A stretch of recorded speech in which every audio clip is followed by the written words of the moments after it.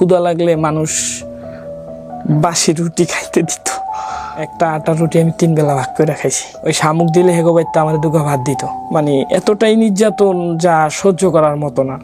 সব কষ্ট সহ্য হয়, ভাত কষ্ট সহ্য হয় না। সব কিছু মানুষ যায়, কিন্তু পেটের ক্ষুধা কিছুতে নিবারণ করা যায় না। ডানে বামে তাকাইলে দেখি যে আমার রক্তের কেউ না। ঘটনাটা বলেন তো একবারে, ছোটবেলা থেকে কি হয়েছে? ছোটবেলা থেকে আমার যখন বয়স 3 মাস তখন আমার আম্মু মারা যায়। বাবার একটা বিয়ে করে, বিয়ে করার পরে আমরা তখন দাদার কাছে থাকি, আমি আর আমার আপু। বাবা আলাদা থাকে। আমার বাবা আমার দাদার একটাই ছেলে। তো বাবা আলাদা থাকার পরে আমার বাবারা আলাদা থাকে, আমরা আলাদা থাকি। তো আলাদা থাকার পরে এখন দাদা তো বুড়া মানুষ, রুজি রোজগার করে না। তো কি করবে এখন, সংসারের তো টানাটানি। আমগো সীমিত অল্প একটু জমি, ধরেন 50 কাঠা, মানে 100% জমির পরিমতো আছে, বাড়িঘর মিলে। হেতে সব থুয়া মানুষের কাছে। পরে আমার দাদা কি করবে, পরে দাদা আমার আপুরে আমার বাপের লগে দিল। বাপের লগে দেওয়ার পরে তখন আমার সৎমা আমাদের উপরে এতটাই নির্ভীক অত্যাচার করলো যে যেটা মানুষকে ভাষায় বোঝানো যায় না। কিরকম? যেমন শারীরিক, মানসিক, পুরোটাই। যেমন খাইতে দিত না। একটা আটা রুটি আমি 3 বেলা ভাগ করে খাইছি, সকালে, রাত্রে, দুপুরে। আবার মানুষের বাসায় কাজ করতাম, কাঁচি দিয়া শামুক টোকাইতাম। রাস্তার সাইডে শুকনোর দিনে কাঁচি টানলে শামুক বাজে মাথায়, ওই শামুক দিয়া এক বাইতে শামুক দিয়ে দিতাম, আমার মনে আছে। ওই শামুক দিলে হেগো বাইতে আমার দুগা ভাত দিত। হ্যাঁ, 2-4-20 টাকা দিত। এরকম করে জীবন চালাইছি। তো ওই এরকম দেখে আমার আপুরে একটা লোক আইনা ঢাকা এক বাসায় কাজে দিছিল। আপনার বড় লোকের বাসায়, কোথায় সেটা আমি সঠিক জানি না। আপনার আপু কি বড় ছিল আপনার না ছোট? আমার আপু বড় ছিল। তো বড় থাকাতে আমার আপুর এনে কাজে দিছিল, আমি তো দেশে পড়ে রইলাম। আমি দাদার কাছেই রইলাম। আর আমার সৎমার থেকে তো আমি আলাদাই হয়ে গেলাম, আমি আর সৎমার কাছে যাই না। মানে এতটাই নির্যাতন যা সহ্য করার মতো না। সব কষ্ট সহ্য হয়, ভাত কষ্ট সহ্য হয় না। সব কিছু মানুষ যায়, কিন্তু পেটের ক্ষুধা কিছুতে নিবারণ করা যায় না। তো ওইখান থেকে আমি আমার দাদার কাছে থাকি। তো হঠাৎ আমার দাদা মারা যায়। এখন বাবা তো দাদা দাদিরে খাওয়াইতো না, এখন তো দাদিরেও দাদা বাবা খাওয়াইবো না। সৎমা তো মনে করেন যে হ্যাঁ বিশাল এক আমার আম্মা, আল্লাহ তাকে জানি হেফাজত করে। তো এখন কি করা যায়, এখন কি করব। পরে দাদা মারা যাওয়ার অনেকদিন পর আপু বাইত গেছে। আপু জানতো না যে দাদা মারা গেছে।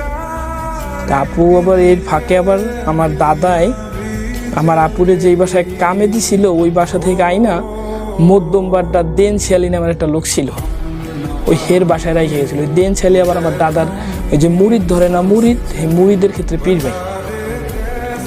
তো ওই বাসায় রাইখা যাওয়ার পরে তো ওইখান থেকে আবার আমি ওই টাইমে আমি আমার দাদার লগে ঢাকায় ছিলাম।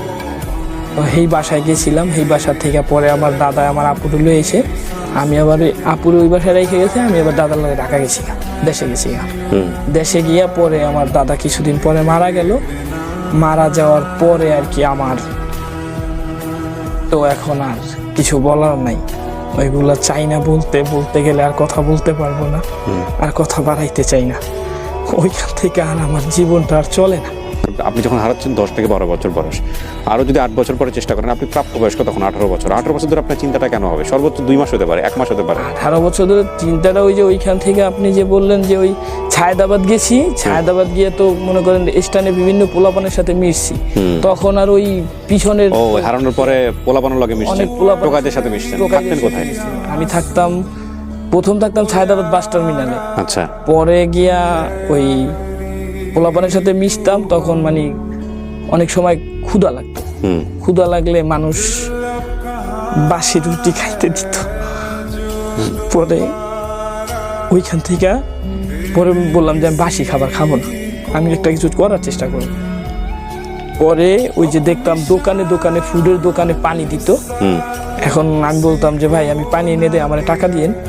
পরে হেরা বলতো যে তোরে যদি পানি এনে দেয় তাই তো তুই কলসি লইয়া পলায় যাবি, তুই তো চোর, তুই টোকাই, কলসি লইয়া পলায় যাবি। পরে আমি কই যে তাইলে আমি কিভাবে পানি এনে দিলে আমারে।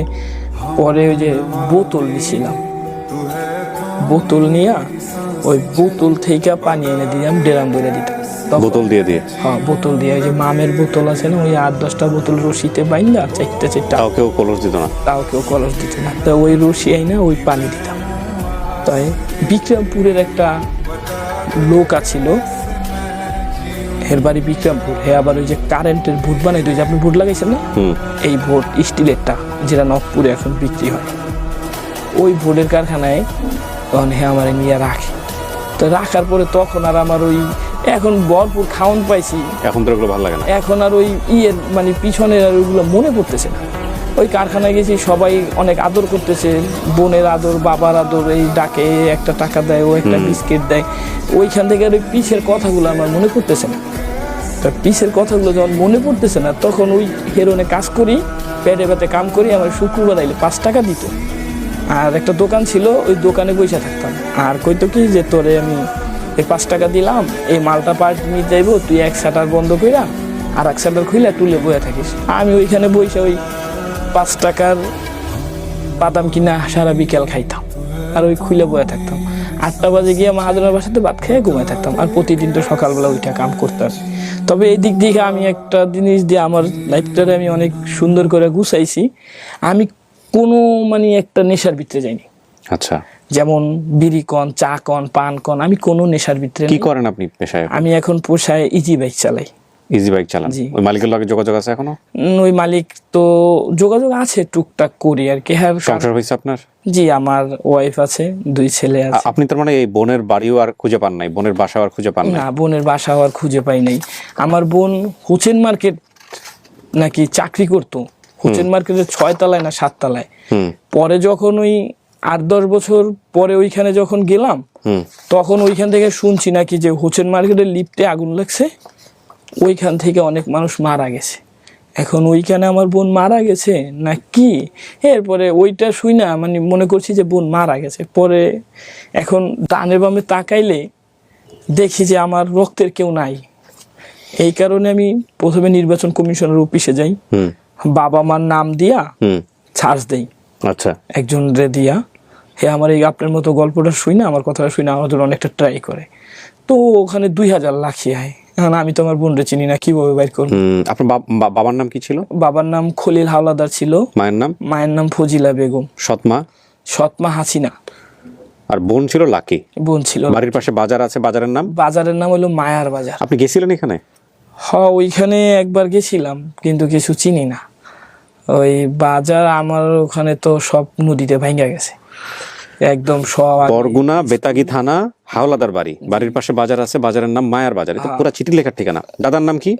দাদার নাম মির্জা আলী হাওলাদার। মির্জা আলী হাওলাদার। দাদির নাম? রাবেয়া খাতুন। সবকিছু মনে আছে। এখন কথা হলো, আপনি আসলে খুঁজতেছেন কাকে? আমি খুঁজতেছি আমার বোনকে। তার মানে ওনার যদি বাড়ির ঠিকানা পাওয়া যায়, তাহলে ওনার বোনকে বের করা যাবে। কেন বাবাকে? বাবা তো বেঁচে আছে কিনা জানি না, আর বাবার কাছে ফিরতে চাই না। কেন ফিরতে চান না? না, আমার বাবার কাছে আমি ফিরতে চাই না। বাবা তো জানতো না বোধহয় আপনার সাথে এরকম হয়েছে বা এরকম? বাবা সবই জানতো। বাবা হয়তো নিরুপায় ছিল। বাবা নিরুপায় থাকলে বাবা যদি চেষ্টা করতো, বাবা তো সে তো অন্য জায়গায় চেষ্টা করতে পারতো। কিভাবে চেষ্টা করতো বাবা বলেন? বাবা আমার যদি চাইতো অন্য জায়গায় রাখতে পারতো, বা অন্য একটা জায়গায় কিছু করতে পারতো। এখানে অনেক হিস্টোরি আছে, যা সব বললে শেষ হবে না। আমার মা আমার লেখাপড়া বন্ধ করে দেয়, আমার বাবা প্রতিবাদ করে না।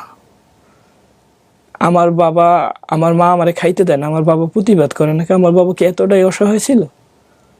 আমার বাবার সম্পদও লাগবো না, আমার বাবার পরিচয় আমার লাগবো না।